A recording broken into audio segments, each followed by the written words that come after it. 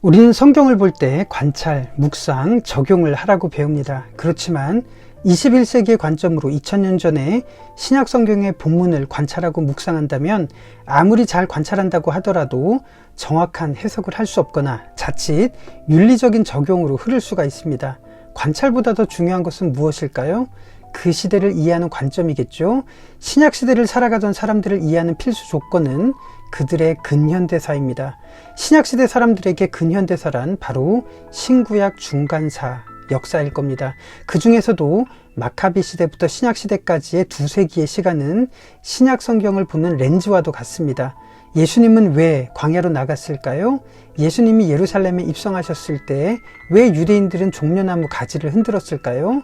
왜 구약에도 없던 바리새인, 사두개인 같은 유대 종파들이 생겨난 걸까요? 이런 부분에 대한 이해는 신약 시대의 근현대사를 통해서 가능합니다. 신약 성경이 기록된 것은 주후 1세기입니다. 그러나 신약 성경 27권이 처음부터 한 권으로 기록된 것은 아닙니다.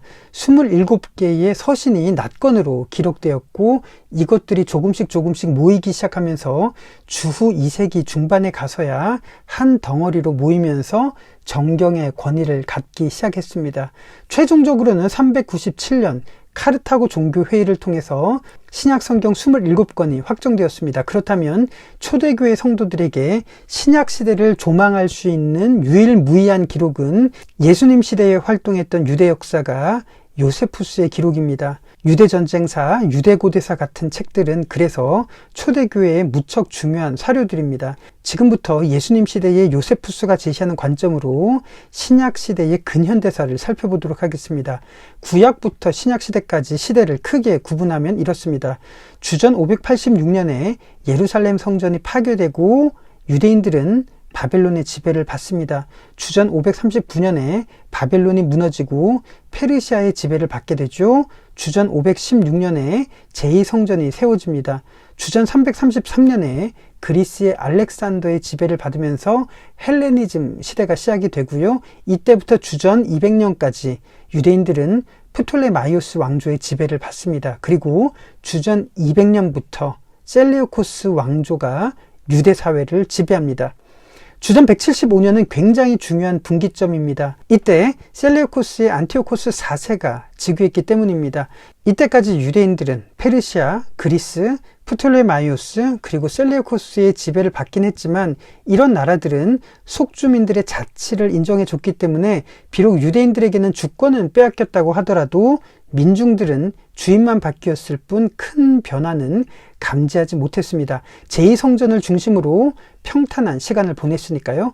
그렇지만 주전 175년은 엄청난 변화가 있었습니다. 안티오코스 4세가 즉위했고요. 유대인들에게 헬레니즘을 강요하면서 유대교를 박해했습니다. 율법, 안식일, 할례를 금지했고 예배를 중지시켰습니다. 자연스럽게 유대의 권력자들은 안티오코스 4세에게 동조했던 반면 많은 종교인들과 민중들은 반발하기 시작했습니다. 주전 175년까지 유대 사회는 제2성전을 중심으로 예배 공동체를 형성했습니다. 제사장은 사독 계열이 담당을 했습니다. 이게 대제사장의 정통성이었습니다.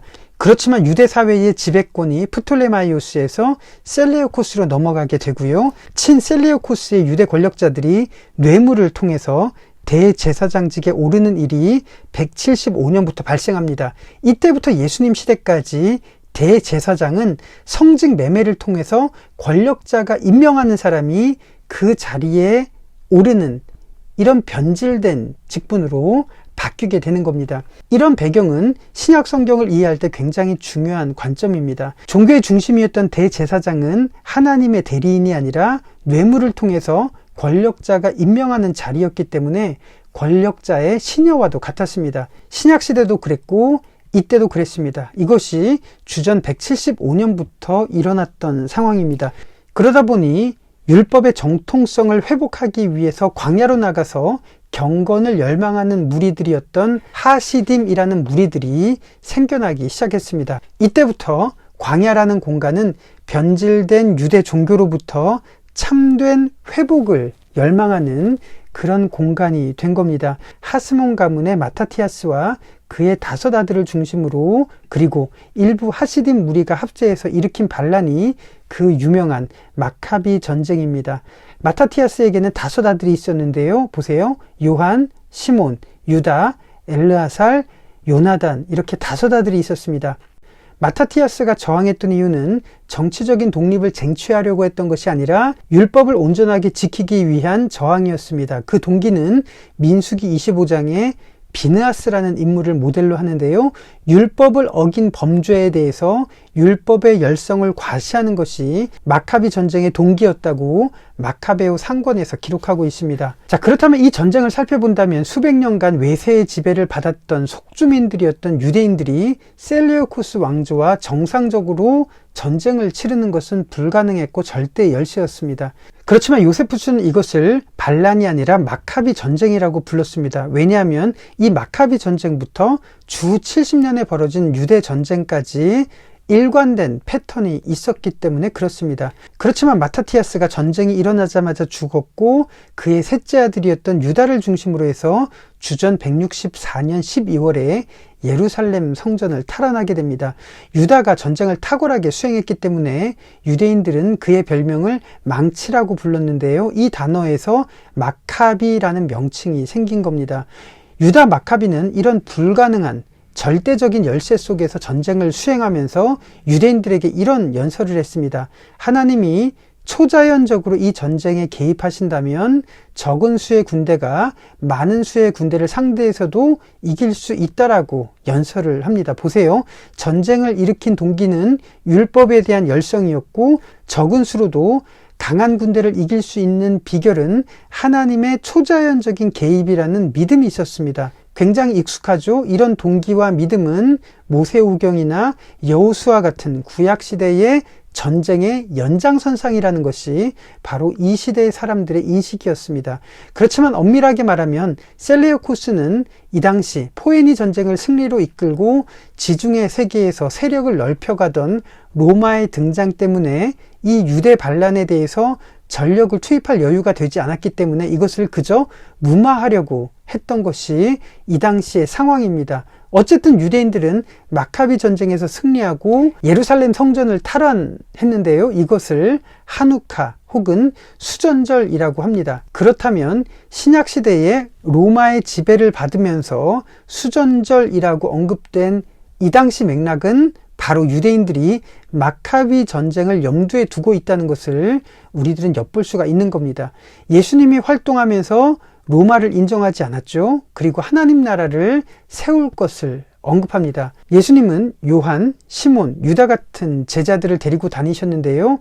유대인들은 이런 모습을 보면서 하스몬 가문을 떠올렸을 겁니다.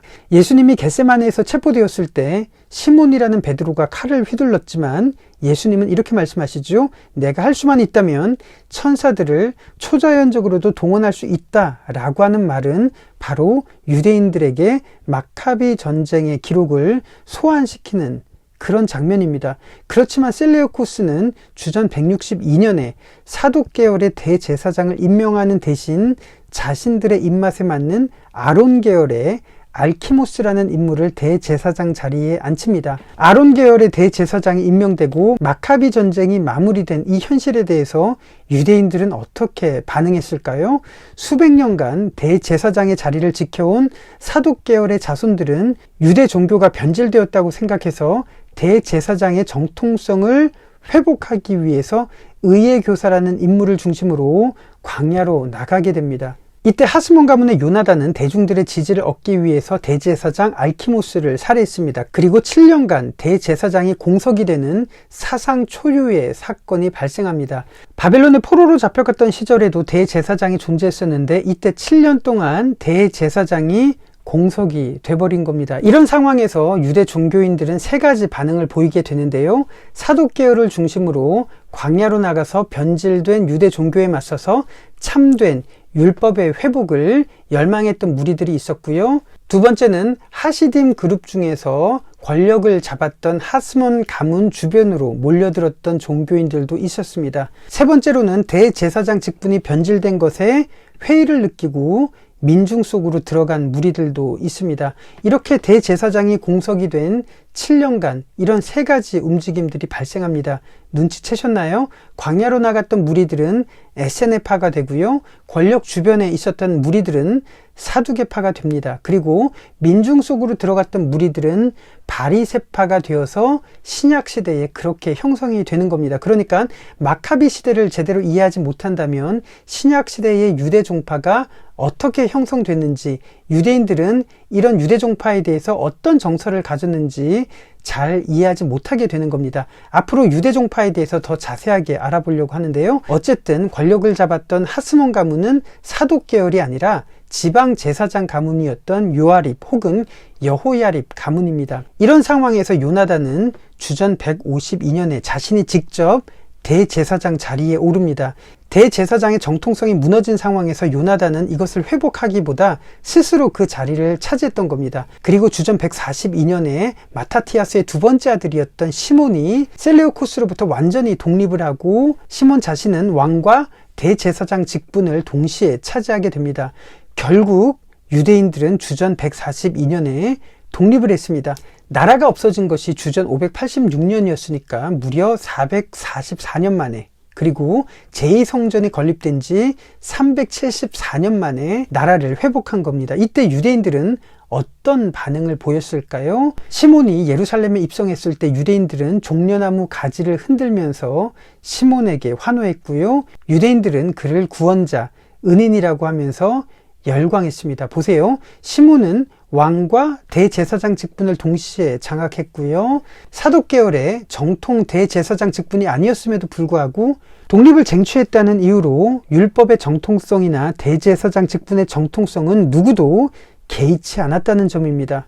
그렇다면 예수님께서 예루살렘에 입성하셨을 때 유대인들은 왜 종려나무 가지를 흔들었을까요? 그 이유를 구약 성경에서도 찾아볼 수가 있지만 신약 시대의 근현대사를 엿본다면 유대인들의 정서와 의도를 명확하게 이해할 수가 있을 겁니다. 유대인들에게 율법의 정통성은 큰 이슈가 아니었습니다. 독립을 하느냐 아니냐에만 관심이 있었을 뿐입니다.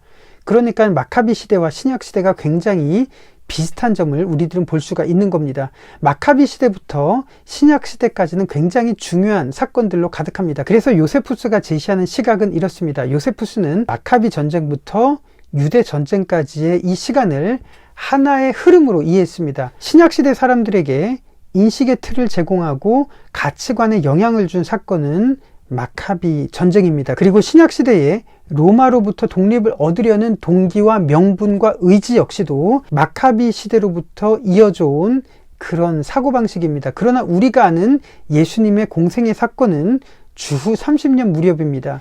유대 전쟁은 주후 70년에 벌어진 사건입니다. 이때 제2성전이 파괴되죠. 그렇지만 복음서는 주후 70년 전후로 기록됐습니다. 복음서가 기록하는 그 내용은 주후 30년대의 사건입니다.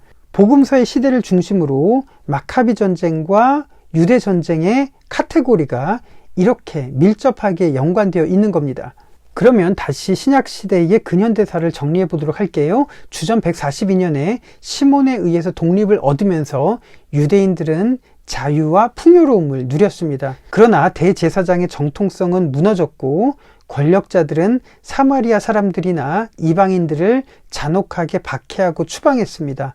정통성을 빼앗긴 사람들은 광야로 나가서 신앙의 회복을 갈망했고요. 대제사장 직분의 정통성에 문제를 삼은 사람들은 권력으로부터 배척되어서 민중 속으로 들어가게 됩니다. 이런 역사를 보면 우리는 중간사 기간에 유대인들이 던졌던 세 가지 질문을 다시 떠올리게 됩니다. 하나님은 살아계신가? 우리는 그의 백성인가? 참된 회복은 무엇인가?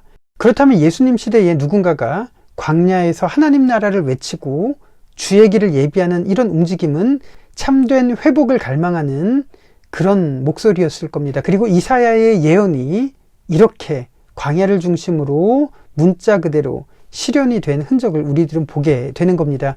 예수님 역시 광야로 나가셨습니다.